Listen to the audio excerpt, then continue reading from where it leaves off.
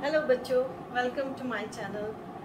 बेटे, मेरा आज का जो टॉपिक है दैट इज करंट इलेक्ट्रिसिटी। ये वैसे तो बेसिक चैप्टर है, 10th स्टैंडर्ड में टीच कर देते हैं। इसके बाद आप लोगों ने +2 स्टैंडर्ड में भी पढ़ना है, लेकिन +2 स्टैंडर्ड में लेवल इसका हाई हो जाता है। इसका मतलब ये हुआ कि +2 में अगर आप चाहते हो कि अंडरस्टैंडिंग प्रॉपर हो तो आपको आज के लेक्चर को अच्छे से सुनना पड़ेगा। ये मैं लेक्चर 10th स्टैंडर्ड के बच्चों के लिए बना रही हूँ। अच्छे से समझना, फैक्ट्स को समझना बेटे। आज के लेक्चर में मैं आपको बताऊंगी कि चार्ज कैसे करंट जनरेट करते हैं। चार्ज के flow of charge current generate कर देता है। चार्ज कितने टाइप के होते हैं, कैसे क्रिएट करते हैं, और बैटरी का कंसेप्ट बताऊंगी। हम लोगों को जो गलत फहमी होती है कि बैटरी ही करंट प्रोड्यूस करती है, ऐसा कुछ नहीं है, वो एक मिथ है। और पोटेंशियल और पोटेंशियल डिफरेंस का मतलब बताऊंगी, कंसेप्ट बताऊंगी। स्टार्ट करें बेटे? ओके, आज का topic current electricity. Current actually में फ्लो ऑफ चार्ज होता है। ऑल ऑफ फर्स्ट पहले हमें ये तो पता होना चाहिए ना, types of charge. Types of charge का मतलब क्या है? आप लोगों ने सबने पढ़ा हुआ है, हमारे पास एक पॉजिटिव चार्ज होता है, एक नेगेटिव चार्ज होता है ना। Positive charge and negative charge, ये हमें छोटी क्लासेस से पता है। पॉजिटिव चार्ज का मतलब क्या होता है? Deficiency of electrons. And negative charge का मतलब क्या होता है? Excess of electrons. वो तो सबको ही पता है कि पॉजिटिव चार्ज है, नेगेटिव चार्ज है, लेकिन पॉजिटिव चार्ज आया कैसे? वो डेफिशिएंसी ऑफ इलेक्ट्रॉन्स के कारण होता है। एंड नेगेटिव चार्ज कैसे है? एक्सेस ऑफ इलेक्ट्रॉन्स के कारण होता है। इलेक्ट्रॉन के ऊपर नेगेटिव चार्ज होता है, दैट्स व्हाई। अब चार्ज क्रिएट कैसे करते हैं? आप लोगों ने छोटी क्लासेस में पढ़ा है कि बाय रबिंग, बाय फ्रिक्शन के साथ। आप मान लो कि ग्लास रॉड है, उसको सिल्क क्लॉथ्स के साथ रब करते हो तो एक तरफ से इलेक्ट्रॉन दूसरी बॉडी की तरफ ट्रांसफर हो जाते हैं, और जहां से जाते हैं वो पॉजिटिव चार्ज, और जिसके पास जाते हैं वो नेगेटिव चार्ज हो जाता है। ये आप छोटी क्लासेस से पढ़ते आ रहे हो। एक बार फिर रिपीट कर देती हूँ कि आप चाहे घर में भी ग्लास रॉड हो आपके पास, उसको क्लॉथ के साथ रब करो, and after that bits of the paper के पास उसको लेके जाओ, एंड देखोगे आपकी छोटे छोटे जो पेपर्स हैं, पीसेस ऑफ पेपर्स हैं, अट्रैक्ट होंगे रॉड की तरफ, ग्लास रॉड की तरफ। मतलब हमने चार्ज क्रिएट कर दिया तो बाय फ्रिक्शन। लेकिन हिडन बात क्या है? हिडन बात ये है बेटे, हम लोगों के पास एक होता कंडक्टर, एक होता इंसुलेटर, और एक होता सेमीकंडक्टर।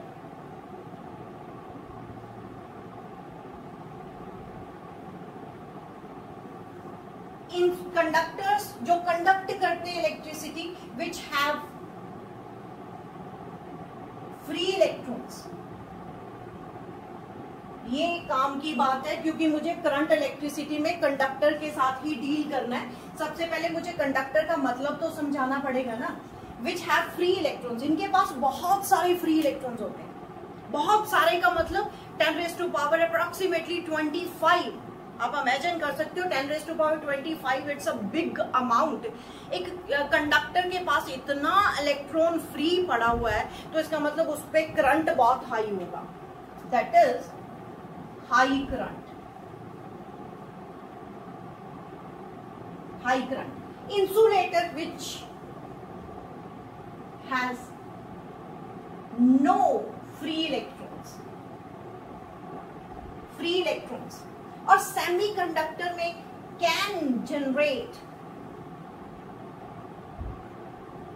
free electrons, जनरेट कर सकते हैं। पहले इस कंसेप्ट को समझो बेटे। कंडक्टर्स क्या है, इंसुलेटर क्या है, सेमीकंडक्टर्स क्या है, पहले ये तो समझे। Conductors free electrons. अब फ्री इलेक्ट्रॉन्स का क्या मतलब हुआ? अब थोड़ी केमिस्ट्री लेके आते हैं बीच में। केमिस्ट्री में आप लोगों ने पढ़ा हुआ है कि इलेक्ट्रॉन्स जैसे जैसे फॉर एग्जांपल एक मैं कंडक्टर उठा लेती हूँ, कोई भी मेटल उठा लेते हैं, almost all metals are good conductor of electricity, conduct तो करती हैं, गुड है या नहीं है लेकिन कंडक्ट जरूर करती हैं। एक एग्जांपल उठा लेती हूँ बेटे मैं, जैसे सोडियम है, सोडियम में आप लोग 11 इलेक्ट्रॉन ऐसे भरते हो 281 करके, तो पहली शेल में 2 इलेक्ट्रॉन, दूसरी शेल में 8 इलेक्ट्रॉन एंड तीसरी शेल में 1 इलेक्ट्रॉन। ये आप लोगों को सबको पता है, 8th स्टैंडर्ड के बच्चे हो, ये आपको सबको पता है। तो आप लोगों को पता है कि outermost shell which is called the valence shell, valence shell, तो इसमें जो इलेक्ट्रॉन्स होते हैं दैट आर फ्री इलेक्ट्रॉन्स। तो ये कंडक्टर के पास फ्री इलेक्ट्रॉन्स बहुत होते हैं। तो अब थोड़ी केमिस्ट्री को भी अंडरस्टैंड करो बेटे, हमारी आउटर मोस्ट शेल में यानी वैलेंस शेल में जो इलेक्ट्रॉन्स होते हैं वो फ्री इलेक्ट्रॉन्स होते हैं। क्यों फ्री होते हैं बेटे? क्योंकि अंदर जो न्यूक्लियस पड़ा हुआ, न्यूक्लियस के अंदर जो प्रोटॉन है, 11 प्रोटॉन है और 23 होता है, 12 न्यूट्रॉन्स है। तो प्रोटॉन्स के कारण जो न्यूक्लियर चार्ज है, उस न्यूक्लियर चार्ज ने इन इलेक्ट्रॉन्स को पकड़ के रखा हुआ है, विच is called the nuclear charge attraction. तो सबसे ज्यादा अट्रैक्शन पहली शेल पे होती है, फिर सेकेंड शेल पे, थर्ड शेल पे अट्रैक्शन इतनी कम हो जाती है कि वो इलेक्ट्रॉन्स अगर थोड़ी सी एनर्जी उनको मिले तो वो फ्री हो जाते हैं। तो ये कंडक्टर के केस में ऐसे होता है, which have the free electrons, lot of free electrons, तो वो बड़े आराम से कंडक्ट कर देते हैं, यानी फ्लो ऑफ इलेक्ट्रॉन्स हो जाता है एंड उसके कारण हाई करंट हो जाता है। ठीक है बेटे, इंसुलेटर्स में किसी भी हालत में फ्री इलेक्ट्रॉन्स होते नहीं है, मतलब हम कोई भी मेथड्स अप्लाई करके इंसुलेटर को कंडक्ट नहीं करवा सकते। सेमीकंडक्टर क्या होता है? नाम से ही क्लियर है, सेमीकंडक्टर मतलब सेमी आधा कंडक्ट कर रहा है। सेमीकंडक्टर होते तो बेटे इंसुलेटर्स की तरह ही बिहेव करते हैं, जब लेकिन उनको जब हीट करते हो या उसमें इम्प्योरिटीज डालते हो, अब डिटेल में नहीं जाना हमने, इम्प्योरिटीज का मतलब होता है एक्चुअली में कोई और एलिमेंट्स डाल दो बीच में, तो वो डालने से इनमें इलेक्ट्रॉन्स, फ्री इलेक्ट्रॉन्स जनरेट करवा सकते हैं। अभी मैंने वहां पे नहीं जाना, ये सेमीकंडक्टर एक चैप्टर है +2 स्टैंडर्ड में, बहुत हाई स्केल का चैप्टर है। हमारा मेन टॉपिक यही है सिर्फ कि current electricity, conductor electricity conduct करते हैं हाई करंट, इंसुलेटर्स बिल्कुल भी नहीं कंडक्ट करते क्योंकि उनके पास इलेक्ट्रॉन्स फ्री नहीं है, and semiconductor can generate the free electrons, अगर जनरेट आप किसी मेथड से करवा देते हो तो वो भी कंडक्ट कर देंगे। ठीक है बेटे, यहां तक क्लियर हुआ? इसको नोट कर लो एक बार, ये सब पॉइंट्स यूज होंगे। एक और चीज मैं बता दूं, कंडक्टर्स में, इंसुलेटर्स में हम जो चार्ज क्रिएट करते हैं वो बाय फ्रिक्शन होता है। अच्छा चलो पहले ये नोट करो, फिर मैं इरेज करती हूं।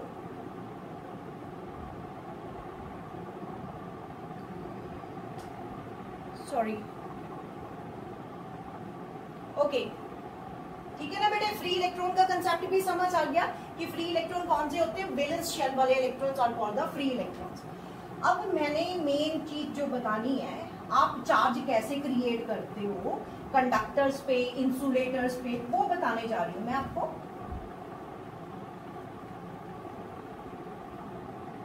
ये सब अच्छे से नोट्स बनाना, बेनिफिशियल नोट्स होंगे आप लोगों, अगर खुद बनाते हो ना इससे बेटर कुछ भी नहीं। अच्छा, how to create the charge, how to create the charge. बेटे इंसुलेटर में तो क्या होता है, बाय फ्रिक्शन, इंसुलेटर में, in insulator by friction, by friction, और बाय रबिंग कह सकते हो।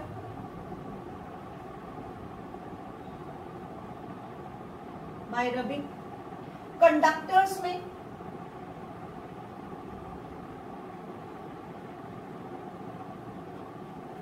बाय कंडक्शन, कंडक्शन का मतलब होता है बाय टचिंग,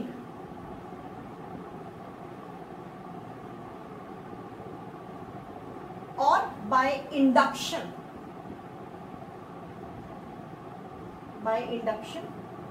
उसका मतलब होता है brought close to the other body when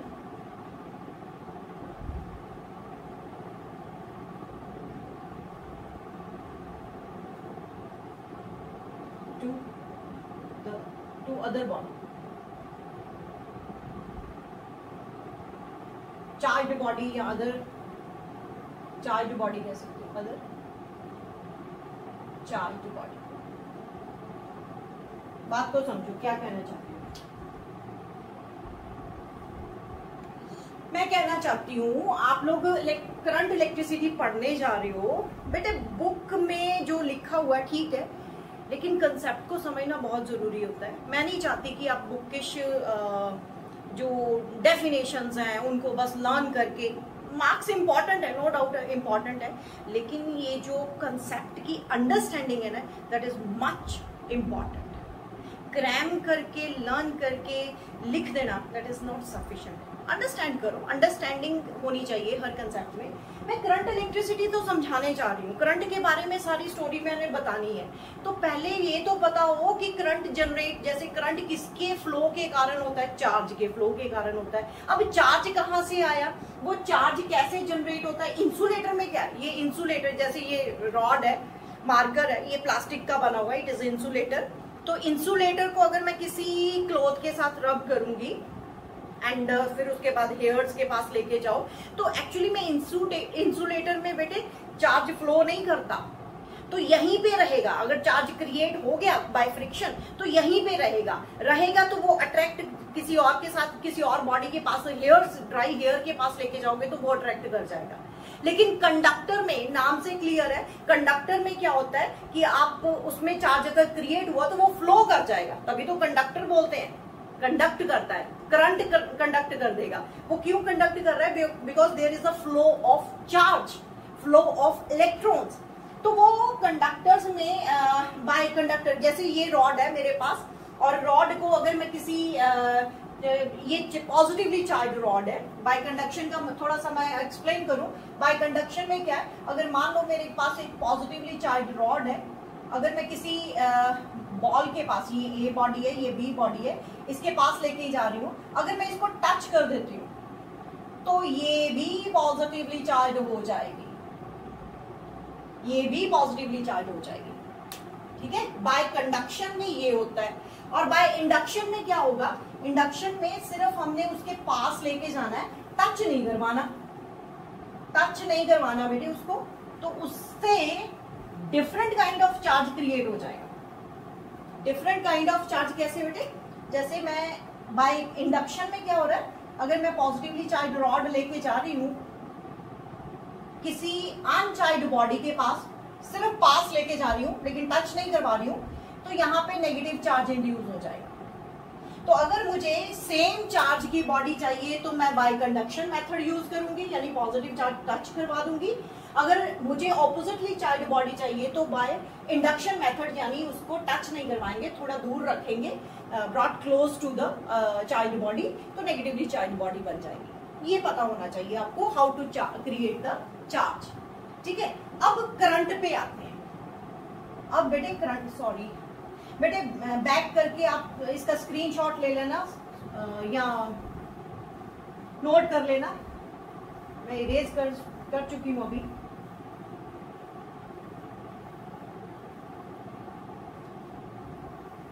okay, अब हम करते करंट। करंट क्या होता है,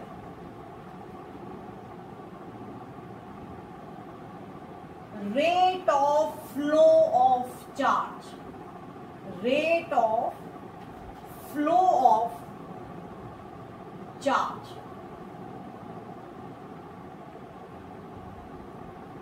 rate of flow of charge, कितने टाइम में कितना चार्ज फ्लो कर रहा है, that is called current, that is called current, ठीक है बेटे। अभी मुझे ये भी बताना है आपको, जब बेटे हम करते हैं ना, जैसे अगर तो चार्ज एट रेस्ट है तो तो that branch of physics is called electrostatic. Electrostatic. Statics का मतलब भी रेस्ट होता है बेटे. मतलब चार्ज अगर रेस्ट पे हो तो electrostatic is the branch of physics. अगर चार्ज मोशन में है,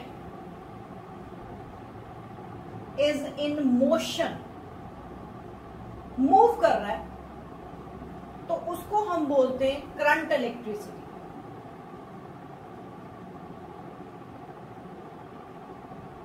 करंट इलेक्ट्रिसिटी. तो पहले तो ये तो पता हो ना कि हम पढ़ने जो जा रहे हैं वो है क्या चीज है. Rate of flow of charge. मतलब अगर आपका चार्ज रेस्ट पे है तो बोलो इलेक्ट्रोस्टैटिक है ब्रांच. वो भी हाई क्लासेस में पढ़ा जाता है, एक ब्रांच है पूरी. तो चार्ज अगर मोशन में है तो करंट इलेक्ट्रिसिटी है. अब मोशन आप लोगों ने पढ़ा हुआ है. मोशन तो दो तरह की हो सकती है. एक कांस्टेंट वेलोसिटी के साथ जा रहा है, यूनिफॉर्म वेलोसिटी के साथ, एक एक्सेलरेटेड मोशन के साथ. तो एक्सेलरेटेड मोशन के साथ अगर चार्ज मूव कर रहा है तो वो डिफरेंट ब्रांच हो जाएगी, इलेक्ट्रोमैग्नेटिज्म आ जाता है. वो हमने नहीं करना, हमने करंट इलेक्ट्रिसिटी करना है. मतलब इस बार हमने चार्ज को मूव तो करवाना है लेकिन with constant velocity he move करवाएंगे. तो हमने डील करना है चार्ज इन मोशन के साथ. चार्ज इज इन मोशन, उसको हम बोलते हैं करंट इलेक्ट्रिसिटी. ठीक है बेटे. अभी मैंने करंट के बारे में बोला, rate of flow of charge. Right, rate of flow of charge. ठीक है बेटे, ये भी लिख लेते हैं, rate of flow of charge. इसका मतलब करंट का सिंबल होता है बेटे I is equal to Q upon T. Q is the charge. तो हमें पता है कि Q जो है, ऐसे लिख लेते हैं, charge upon time. This is time. ऐसा यूनिट क्या हुआ? ऐसा यूनिट हुआ कूलम. बहुत ही famous scientist. Divided by second, मतलब हमारा कूलम पर सेकेंड हो गया. Coulomb per second. इसको हम 1 एम्पियर भी बोलते हैं. एम्पियर साइंटिस्ट का नाम है, एम्पियर साइंटिस्ट का नाम है एंडर. एम्पियर उनका नाम था, उनके ऑनर में उनका यूनिट का नाम लिखा गया. तो ये आपको लर्न करना है. करंट क्या है? Rate of flow of charge. Symbol I, Q upon T. Q is the charge, T time. ऐसा यूनिट चार्ज को हम कूलम में मेजर करते हैं, टाइम को सेकंड में, कूलम पर सेकंड, एंड उसका यूनिट एम्पियर. एम्पियर हमने साइंटिस्ट के नाम से उठाया. और क्या बताऊं इसके बारे में? चार्ज जो है स्केलर क्वांटिटी है.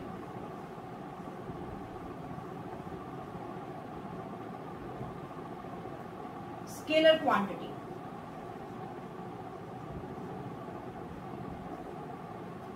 ठीक है बेटे, ये स्केलर क्वांटिटी है. डायरेक्शन होने के बावजूद, डायरेक्शन होने के बावजूद it is a scalar quantity. उसके पीछे रीजन है. डायरेक्शन कैसे होती है बेटे? डायरेक्शन हमेशा बैटरी जब हम कनेक्ट करते हैं ना किसी भी सर्किट से, तो पॉजिटिव टर्मिनल से नेगेटिव टर्मिनल की ही तरफ करंट होता है. The direction of current is always from positive to negative. वो क्यों होता है, कैसे होता है, वो भी मैं डिटेल में बताऊंगी. लेकिन हमें इतना पता है कि इसकी एक पर्टिकुलर डायरेक्शन होती है. लेकिन इवन देन मैग्नीट्यूड भी है, डायरेक्शन भी है, even then it is a scalar quantity. उसके पीछे रीजन है. रीजन क्या है वो मैं बताने जा रही हूँ, इरेज करने जा रही हूँ. बेटे नोट कर लो, जल्दी से नोट करो इसको.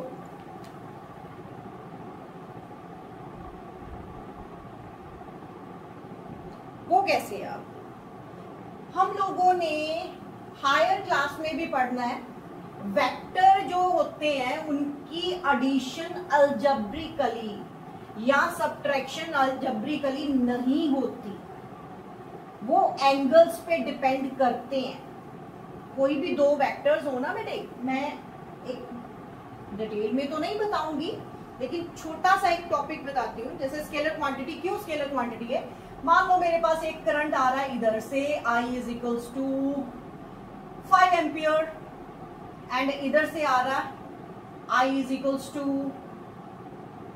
2 एम्पियर, और प्लस करा तो करंट बन गया I is equals to 5 + 2 algebraic sum करा एंड 7 एम्पियर आ गया, 7 एम्पियर आ गया। ये मान लो इसमें एंगल है 45 डिग्री।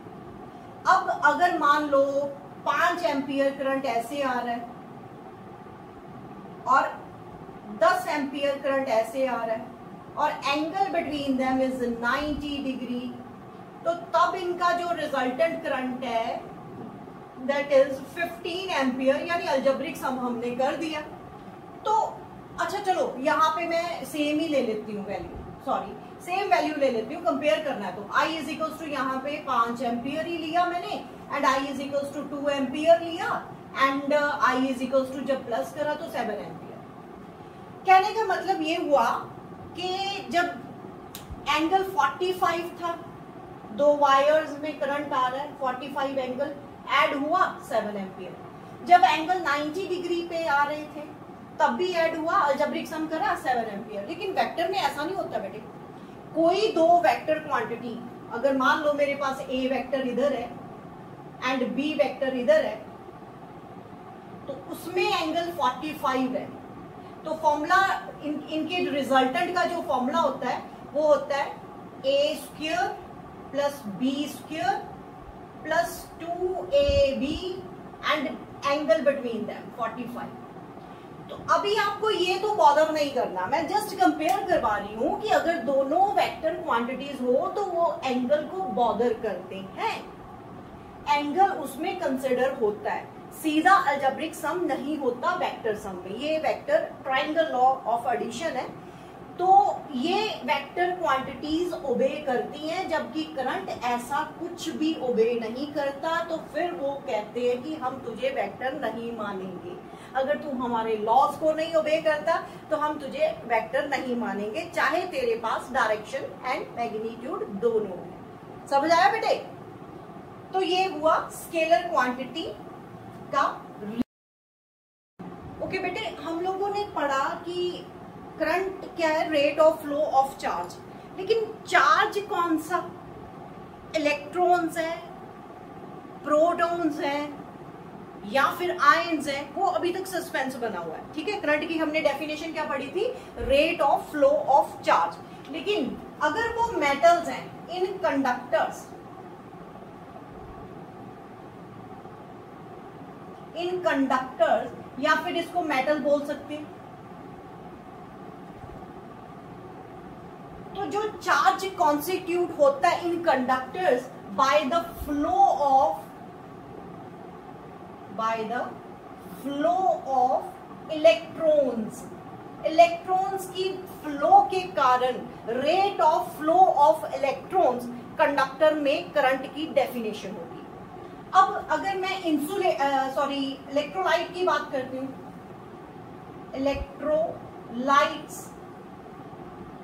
इलेक्ट्रोलाइट में क्या होता है, current is constitute bye the flow of ions, bye the flow of ions. Ions कैसे, हम लोगों के घरों में इन्वर्टर्स होते हैं ना बेटे, बैटरी में एक इलेक्ट्रोलाइट होता है, वो इलेक्ट्रोलाइट में एक्चुअली में क्या होता है, केमिकल रिएक्शंस होते हैं। कैसे, मैं एक एग्जांपल, सिंपल सी एग्जांपल लेती हूँ। जैसे मान लो मेरे पास एक इलेक्ट्रोलाइट है, सोडियम क्लोराइड उसमें डाल देते हैं, सोडियम क्लोराइड का सोल्यूशन है, तो एक मैंने रॉड लगाई कैथोड, एक एनोड, इसके साथ बैटरी जब जोड़ दी मैंने तो पॉजिटिव वाली हो गई एनोड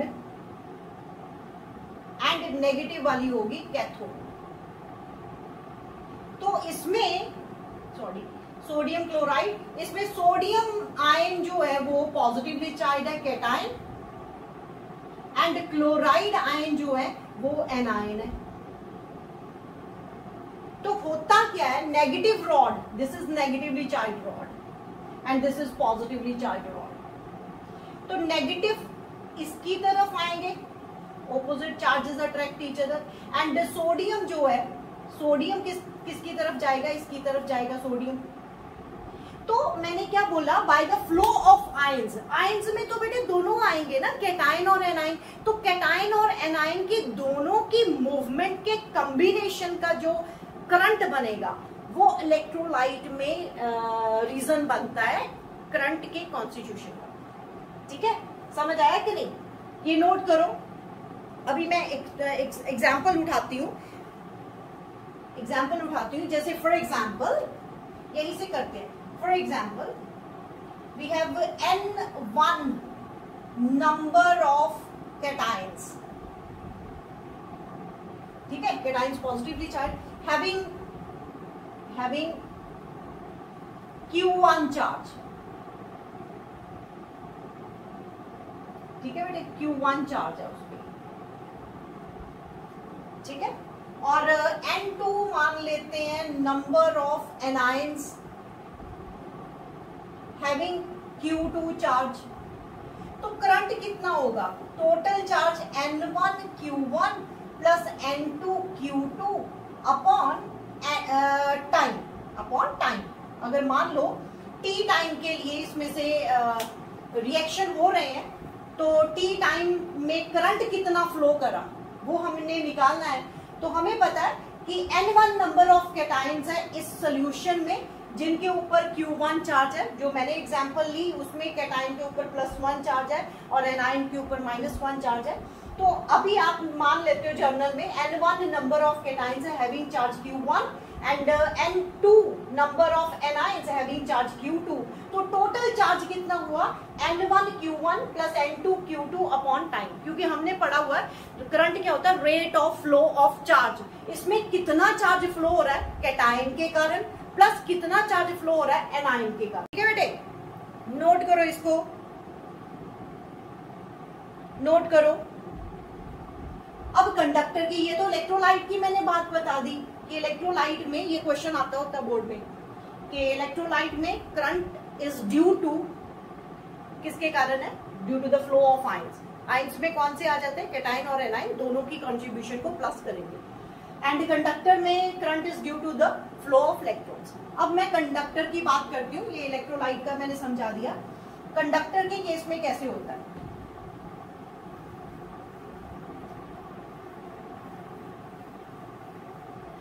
जैसे कोई भी मैं एक कंडक्टर लेती हूँ, कितने नंबर ऑफ इलेक्ट्रॉन्स उसमें फ्लो कर रहे हैं मुझे वो निकालना है। टी टाइम में कितने नंबर ऑफ इलेक्ट्रॉन्स फ्लो कर रहे हैं। मान लो मेरे पास एक कंडक्टर है,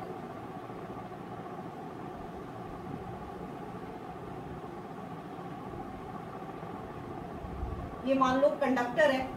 इस कंडक्टर में मैं एक कोई क्रॉस सेक्शन काट लेती हूँ, क्रॉस सेक्शनल एरिया ये काट लेती हूँ।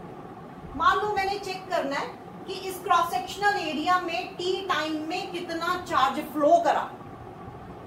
इस क्रॉस सेक्शनल एरिया में टी टाइम में कितना चार्ज क्रॉस करा, तो वो मुझे निकालना है। तो उसके लिए एक स्पेशल फॉर्मूला है, Q is equals to NE। इसको हम बोलते हैं quantization of charge.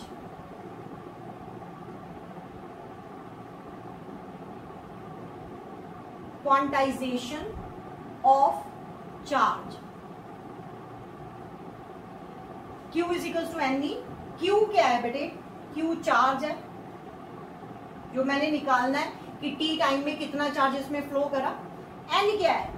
Number of electrons जो इसको क्रॉस कर रहे हैं टी टाइम में। E क्या है? That is the basic charge. Basic charge that is charge on electron. ठीक है, बेसिक चार्ज क्या है? Charge on electron.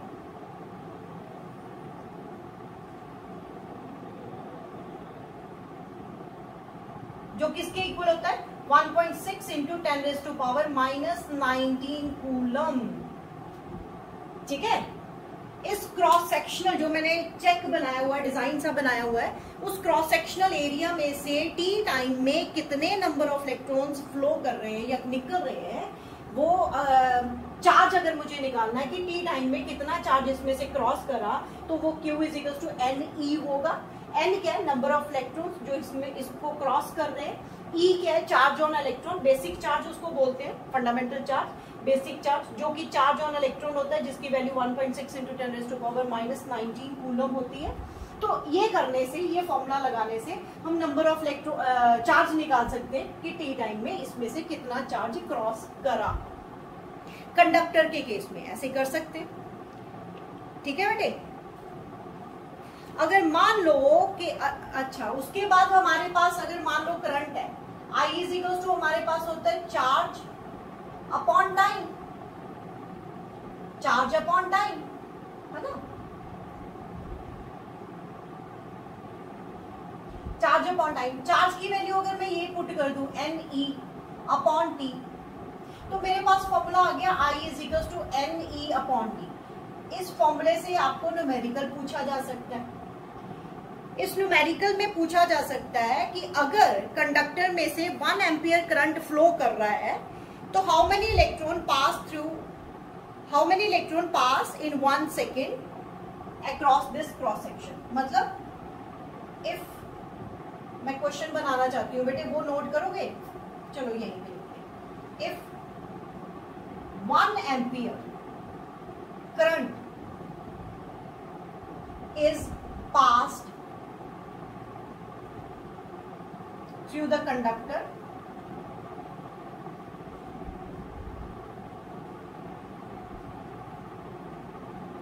then how many electrons pass through the cross sectional area, ये वाला cross section area, through the cross section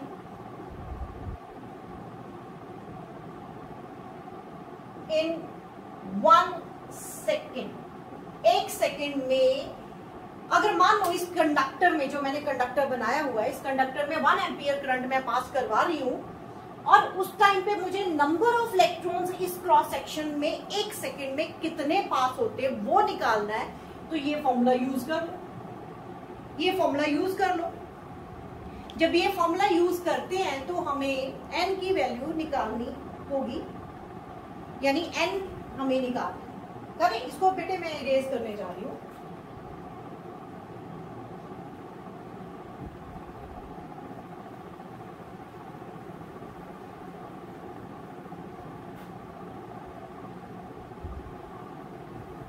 तो कैसे निकालेंगे? Current है हमारे पास 1 एम्पियर, उसने बोला 1 एम्पियर करंट पास कर रहे हैं। टाइम हमारे पास है 1 सेकेंड, उसने बोला 1 सेकेंड में कितना नंबर ऑफ इलेक्ट्रॉन्स क्रॉस करेंगे। E हमारा बेसिक चार्ज है, जिसको हम फंडामेंटल चार्ज भी बोल देते हैं। फंडामेंटल चार्ज इसीलिए बोला जाता है because electron is a fundamental particle, तो उसके ऊपर जो चार्ज है that is called the fundamental charge. कुछ पॉइंट्स बेटे ऐसे मैं बोल रही हूँ वो नोट कर लिया करो। E is equals to 1.6 into 10 raised to power minus 19 coulomb, ये हमें पता है। तो वैल्यूज पुट कर दो, हमारे पास I is equals to NE upon T है, मुझे N निकालना है तो N is equals to I into T upon E कर दो, 1 into 1 upon 1.6 into 10 raise to power minus 19।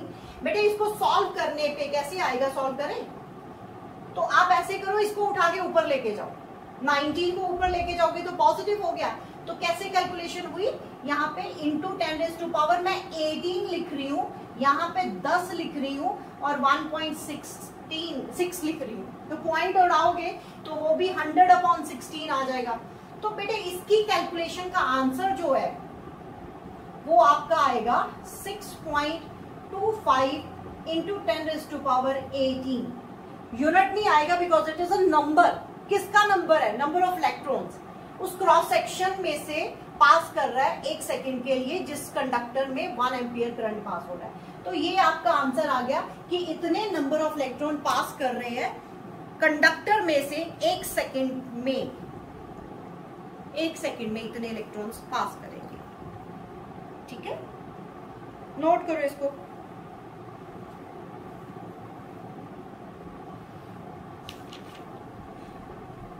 Okay, अब मेरा लास्ट रह गया topic concept of potential and potential difference, right, करें वो।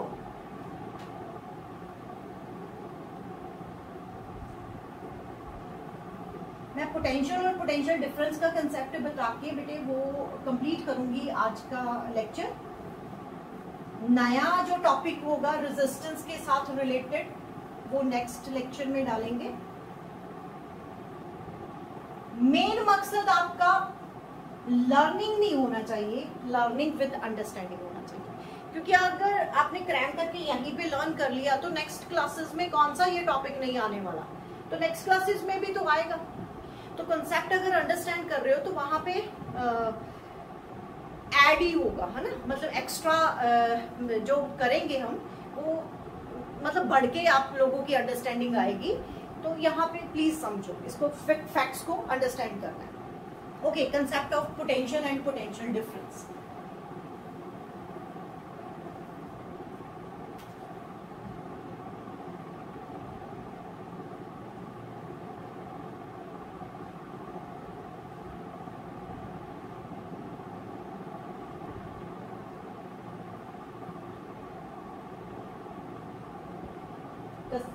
Concept of potential and potential difference.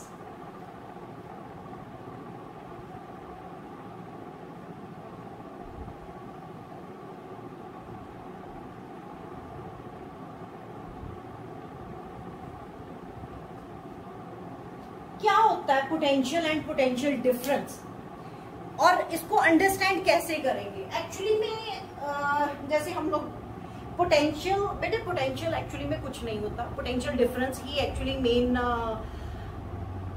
Physical quantity है। उस पोटेंशियल डिफरेंस से ही हमने पोटेंशियल को बनाया हुआ है, ठीक है, मतलब थोड़ी एडजस्टमेंट करी हुई है और पोटेंशियल की डेफिनेशन भी बनाई जा गई हुई है। जैसे एक एग्जांपल देती हूँ, अगर किसी की भी पोटेंशियल चेक करनी हो, जैसे मान लो कोई स्टूडेंट है, उसकी पोटेंशियल हमने चेक करनी है तो या स्ट्रेंथ चेक करनी है, तो हम क्या करेंगे? कंपेयर ही करेंगे ना। ए पर्सन है, बी पर्सन है, दोनों की पोटेंशियल डिफरेंस हम निकालेंगे कि भाई हाँ ये इससे ज्यादा पोटेंशियल है, इस पर्सन में इससे ज्यादा पोटेंशियल है, या इस पर्सन में इससे कम पोटेंशियल है। तो पोटेंशियल डिफरेंस एक्चुअली में जब अकेला बंदा लड़ रहा, क्या करेगा? अकेला पर्सन है तो उसकी पोटेंशियल हम कैसे जज करेंगे? तो किसी को लड़वा के या फाइट करवा के तभी पोटेंशियल पता चलेगी ना, किसी भी फील्ड में। तो अगर स्ट्रेंथ ही मेजर करनी है तो लड़वा दो उनको, तो जो जीत गया उसकी पोटेंशियल ज्यादा। तो एक्चुअली में पोटेंशियल कंपैरिजन से ही होती है। Potential difference is the actual physical quantity. Potential हमने उसी से थोड़ी एडजस्टमेंट करवा के बना ली गई है। ओके, पोटेंशियल, ये पोटेंशियल वाला कंसेप्ट अगर अंडरस्टैंड कर लोगे तो फिर हमें करंट के फ्लो का पता चल जाएगा, करंट के फ्लो का। अभी मैं पहले पोटेंशियल का मतलब समझाने जा रही हूँ।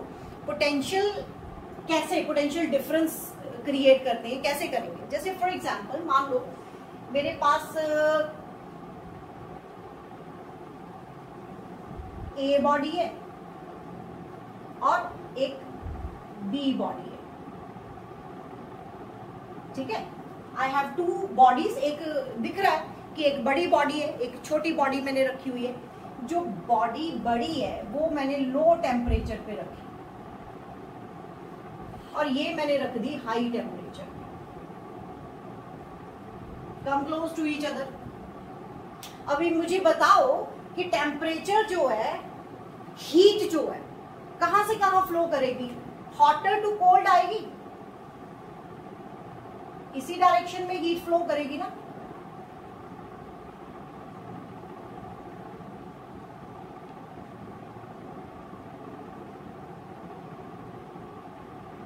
इन दिस डायरेक्शन। हायर टेम्परेचर से लो टेम्परेचर की तरफ ही हीट फ्लो करेगी ना। यहां पे मोर क्वांटिटी ऑफ हीट है,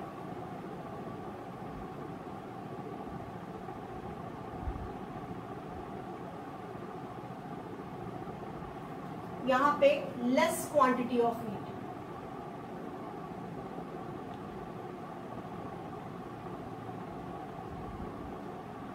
अभी ना ये पोटेंशियल और पोटेंशियल डिफरेंस का दिमाग से निकालो, पहले इन एग्जाम्पल को समझ लो, बाकी खुद ही बना लोगे। खुद कंसेप्ट जब क्लियर हो जाएगा ना तो आप अपने आप ही समझ जाओगे। ओके, मैंने एग्जाम्पल उठाई बेटे, मेरे पास एक ए बॉडी है, एक बी बॉडी है। बी बॉडी को मैंने हाई टेम्परेचर पे रखा एंड लो टेम्परेचर पे रखा ए बॉडी को। अच्छा, आप लोग खुद बताओ, यहाँ पे मैं कोई गर्म चीज ला के रख देती हूँ, कोई कंटेनर है जिसमें कोई भी चीज रखी हुई है, मान लो पानी रखा हुआ है या चाय रखी हुई है, यहाँ पे लाके रख दिया, तो वो अपने आप ठंडा हो जाएगा? अपने आप ठंडा होगा ना। तो there is a transfer of heat from hot body to cold body. अब उल्टा सोचते हैं, उल्टा ये सोचते हैं कि कोई यहाँ पे कोई बॉडी मैंने लाके रख दी, कोई ऑब्जेक्ट लाके रख दी, या पानी रख दिया ग्लास में, कंटेनर में लाके रख दिया, तो वो अपने आप गर्म हो जाएगा? नहीं होगा ना। गर्म ठंडा हो सकता है, गर्म हाई टेम्परेचर से लो टेम्परेचर की तरफ हीट फ्लो करेगी। जब उनके कांटेक्ट में आता है या come close to each other आता है तो हीट फ्लो करेगी in this direction, rather than कि इसमें मोर क्वांटिटी ऑफ हीट है, ये बड़ी है, बड़ी बॉडी है, इसको इसका टेम्परेचर राइज करवाने में बहुत सारी हीट चाहिए इसको, तो इसका less quantity of heat, even then मतलब ये more quantity of heat in spite of more quantity of heat, हमेशा हीट फ्लो करेगी हाई टेम्परेचर से लो टेम्परेचर की तरफ। That's it. अगर आपको ये कंसेप्ट अभी भी कंफ्यूजन क्रिएट करता है तो एक और एग्जांपल लो, जैसे फॉर एग्जांपल मेरे पास एक कंटेनर, एक और एग्जांपल लेते हैं बेटे, एग्जांपल बहुत है, बस कंसेप्ट समझ आना चाहिए।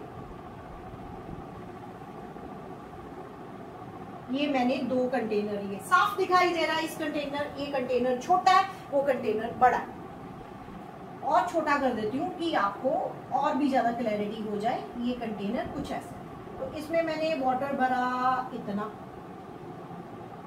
और इसमें मैंने वाटर भरा इतना, लेवल उससे कम रखा लेकिन है तो बहुत ज्यादा है। यहाँ पे क्या हो रहा है बेटे, लेवल चाहे उसका ज्यादा है लेकिन यहाँ पे मोर quantity of water, less amount of water, पानी इसमें सॉरी बेटे, यहाँ पे मोर नहीं है, लेस है, यहाँ पे कम है, कंटेनर टाइट है, छोटा कंटेनर है, चाहे लेवल उसका ज्यादा गया हुआ, तो यहाँ पे मोर अमाउंट ऑफ वाटर है। अब हुआ क्या, पहले जब तक मैंने यहाँ पे पिस्टन लगाया हुआ है तब तक तो फ्लो नहीं करेगा, लेकिन जब मैं पिस्टन हटा दूं तो पिस्टन हटाने पे ये जो कनेक्शन मैं तोड़ दूं तो फ्लो करेगा इस direction, from higher to lower level, from higher to direction of flow of water इस तरफ होगा ना बेटे।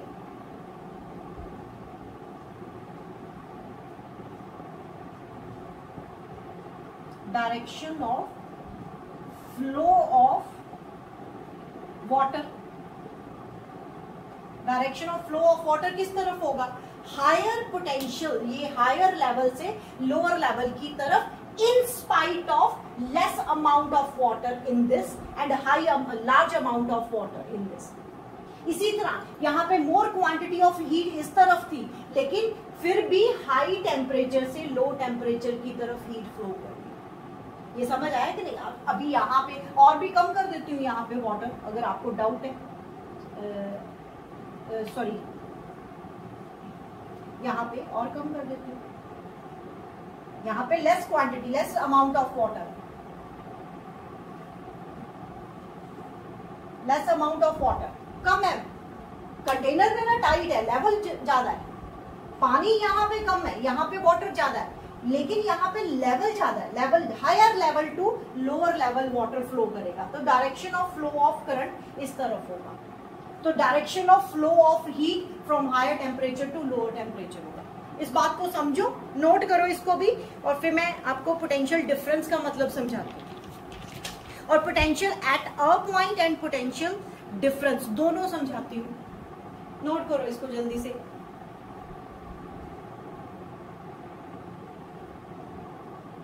ओके, अब आया पोटेंशियल, पोटेंशियल डिफरेंस।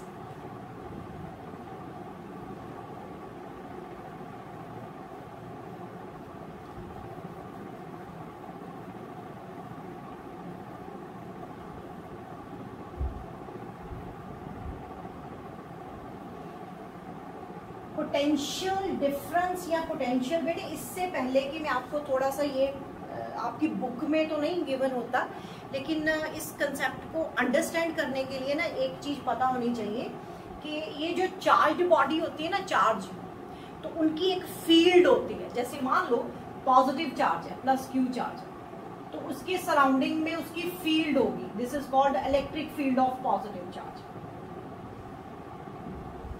तो पॉजिटिव चार्ज में इलेक्ट्रिक फील्ड जो है वो लाइंस होती हैं originating from the positive charge, वो बाहर को निकल रही है जैसे मैंने रिप्रेजेंट करा। और नेगेटिव चार्ज में क्या होता है, इलेक्ट्रिक फील्ड तो इसकी भी होती है लेकिन इनवर्ड होती है,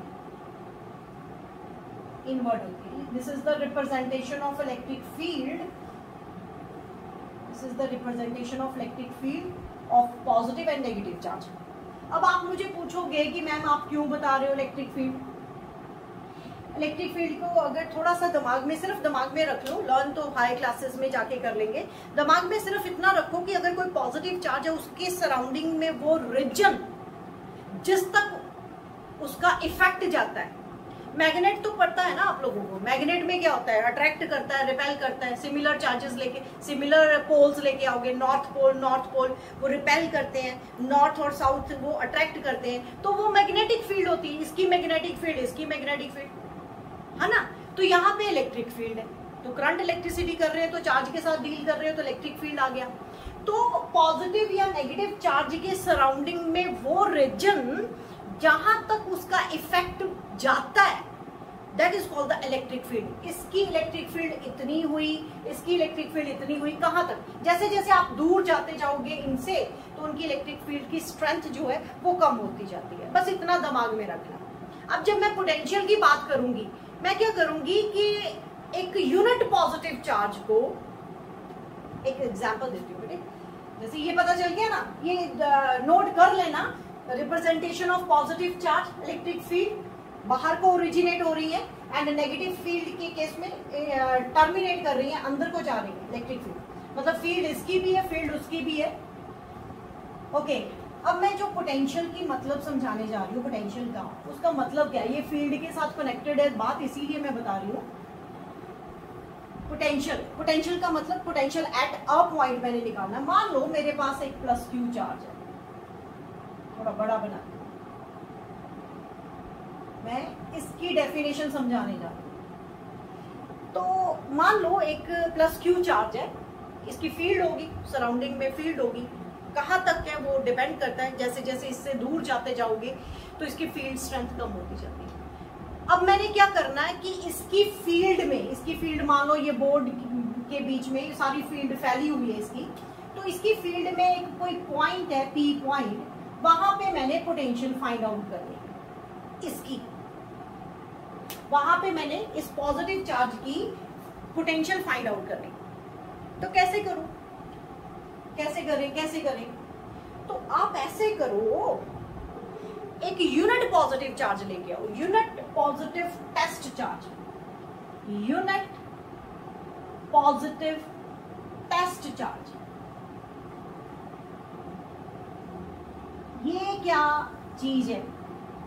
जब हम किसी पे टेस्ट करते हैं ना बेटे, तो वो वेरी स्मॉल होगा। यूनिट पॉजिटिव, एक तो पॉजिटिव लूंगी मैं, यूनिट का मतलब 1 कूलम ले लेंगे, वो टेस्ट चार्ज है मतलब उसकी इतना छोटा है, इतना छोटा है कि उसकी अपनी फील्ड नहीं होगी। यूनिट पॉजिटिव चार्ज को इन्फिनिटी से, इन्फिनिटी मैंने पॉइंट क्यों लिया, इनफाइनाइट डिस्टेंस मतलब बहुत दूर से, बहुत दूर से मतलब इसकी फील्ड से कहीं दूर, कितना दूर, जहां पे उसकी पोटेंशियल 0 हो,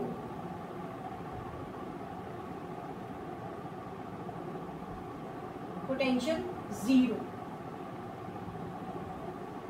बात को समझना, क्या कर रही हूं मैं, एक unit positive test charge q not ले लेते, एक छोटा सा चार्ज, वेरी स्मॉल चार्ज, कितना स्मॉल है, अप्रोचेस टू 0, अप्रोचेस टू 0 मतलब 0 से थोड़ा सा ज्यादा हो बस।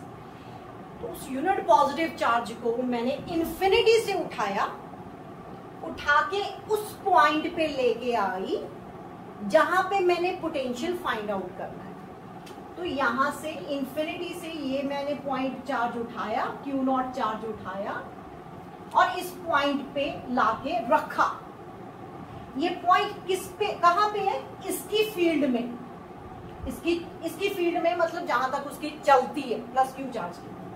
तो ऐसे करने पे मेरा वर्क डन हो रहा है, हो रहा है ना बेटे वर्क डन। कैसे वर्क डन? ये क्यू नॉट चार्ज कौन सा है, पॉजिटिव, किसकी फील्ड में लेके आ रहे हो, पॉजिटिव चार्ज की। तो similar charges repel each other, तो ये तो रिपेल करेगा, उसकी रिपल्शन के अगेंस्ट आप तब भी जबरदस्ती उठा रहे हो क्यू नॉट चार्ज को, इन्फिनिटी से उठा के इस पॉइंट पे लाके रख रहे हो। तो क्या कर रहे हो आप, यू आर डूइंग वर्क। तो अब मेरी पोटेंशियल की डेफिनेशन बनने जा रही है, वो वर्क डन आपने जो उठा के यहां पे रखने में करा divided by q not, that is called the potential, that is called the potential. अभी इस बात को समझो पहले, the amount of work done,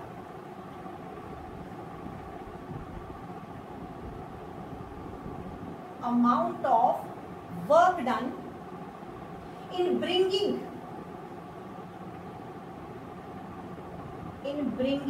a unit positive charge from infinity to that point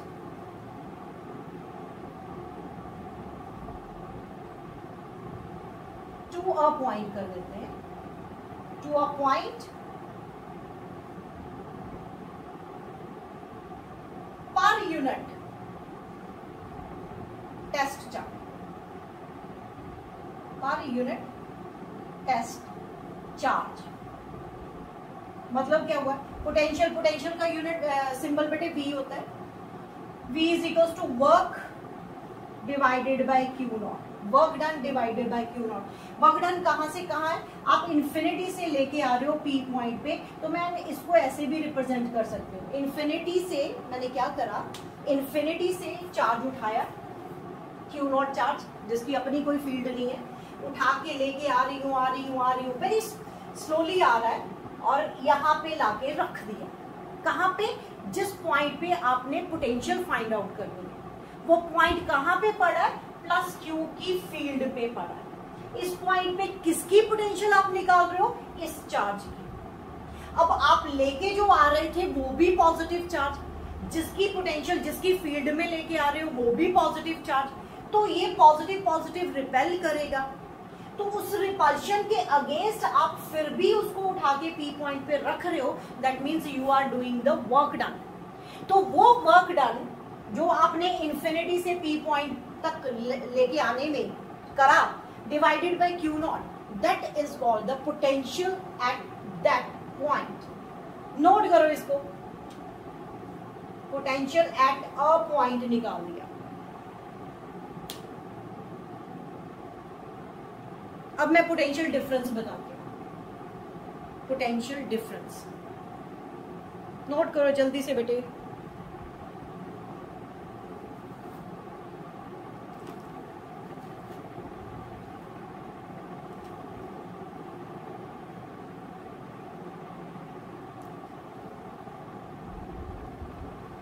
potential difference करें, ओके।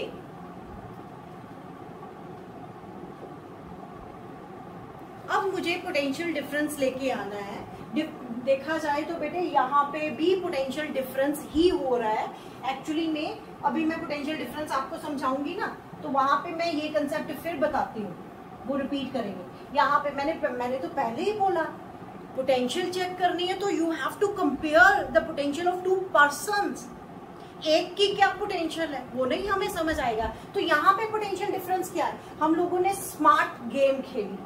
कैसे smart game खेली, वो कहता है कि इन्फिनिटी से ले आओ, इन्फिनिटी पे पोटेंशियल कितनी है, वो 0 है। तो कर तो हम यही रहे ना, फाइनल V, आप इनिशियल से फाइनल आ रहे हो, तो V potential at point P minus potential at infinity is equals to W।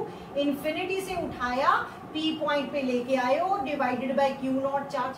Actually में ये है, वो डिफरेंट बात है कि V इन्फिनिटी 0 है, तो VP इज इक्वल्स टू क्या आ गया, W infinity P upon Q not. ये स्मार्ट गेम खेली, ये फिजिक्स वाला ब्रेन यूज करा ना, कि आप ऐसे करो, कंपेयर तो करना ही है, तो एक कंपैरिजन हम इन्फिनिटी पे ले जाते हैं। जब एक पॉइंट पे निकालना है तो इन्फिनिटी पे ले जाओ क्यू नॉट चार्ज को, वहां से उठा के ले आओ, तो हमें पता है पोटेंशियल एट पॉइंट इन्फिनिटी वो 0 होती है। तो ये फॉर्मूला। अब ध्यान दो, potential difference, the amount of work done in bringing a unit positive charge from a point to another point, from a point to other point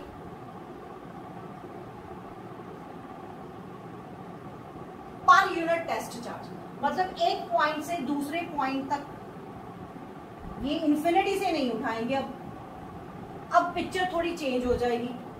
वो पिक्चर क्या चेंज हो रही है, मैं इन्फिनिटी पे नहीं रख रही हूं। मान लो मेरा प्लस क्यू चार्ज ये पड़ा और इसकी फील्ड इस पूरे बोर्ड पे, तो यहाँ पे एक पॉइंट ए पॉइंट ये ले लेती हूँ और बी पॉइंट ये वाला ले लेती हूँ, और मैंने क्यू नॉट चार्ज यहाँ से यहाँ उठा के लेके आना है। क्यू नॉट चार्ज यहाँ से यहाँ उठा के लेके आना है। तो यहाँ से यहाँ उठा के लेके आने में जितना वर्क डन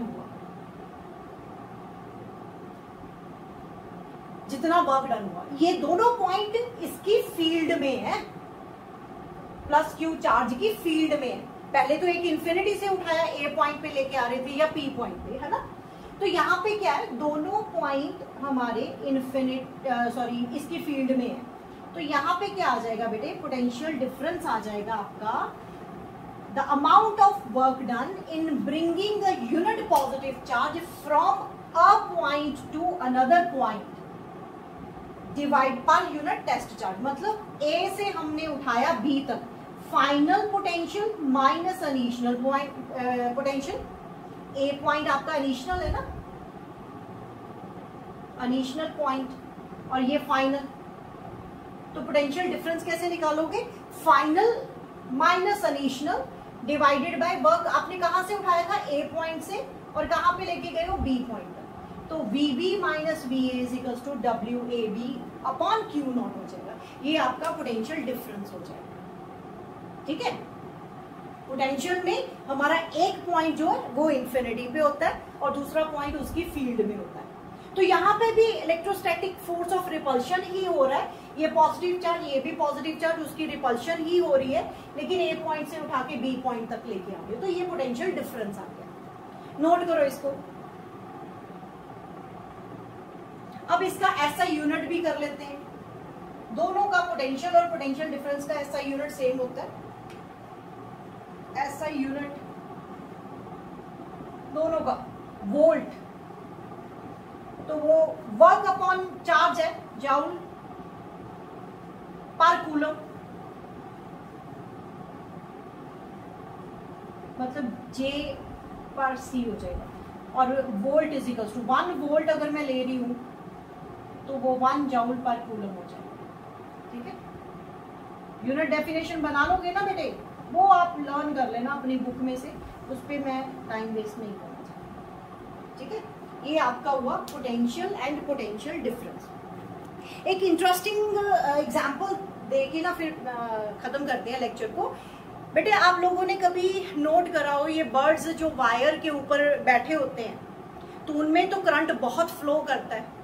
कंडक्टर है, जैसे ये पोल्स के साथ लगी होती है वायर बाहर अपनी स्ट्रीट पे भी, तो वहां पे क्या होता है, जो बर्ड्स होते हैं उनके दोनों पैर वायर के ऊपर है, तो वायर में से जो करंट पास हो रहा है they are at the same potential. Potential difference नहीं है, तो पोटेंशियल डिफरेंस ना हो, अगर पोटेंशियल डिफरेंस नहीं है, अगर पानी का लेवल सेम है तो वाटर फ्लो करेगा? नहीं करेगा, नहीं करेगा ना। तो वाटर फ्लो नहीं करता कैसे, जैसे वाटर का लेवल अगर हायर लेवल से लोअर लेवल तभी पानी फ्लो करेगा ना, इसी तरह बेटे पोटेंशियल के केस में भी सेम होता है। अगर वो सेम पोटेंशियल पे है तो करंट फ्लो नहीं करेगा, अगर हायर पोटेंशियल है लोअर पोटेंशियल हो तो तब करंट फ्लो करेगा। तब करंट फ्लो करेगा। नेक्स्ट लेक्चर में ये सब डिटेल में समझाऊंगी। अभी मेरी सिर्फ एग्जांपल ये था कि वो जो पंछी बर्ड वायर के ऊपर दोनों पैरों के साथ पकड़ के बैठा हुआ है, उसको कुछ होता क्यों नहीं है? क्योंकि उसके दोनों पैर सेम पोटेंशियल पे है और करंट उसकी बॉडी में से पास नहीं करेगा। अगर हम पकड़ के वायर को और ग्राउंड के ऊपर खड़े हो जाएं, ह्यूमन बीइंग जो कि हम लोग हैं, गुड कंडक्टर ऑफ इलेक्ट्रिसिटी होते हैं। You know about this? Human being is a good conductor of electricity है। तभी तो बेटे टच स्क्रीन आए थे।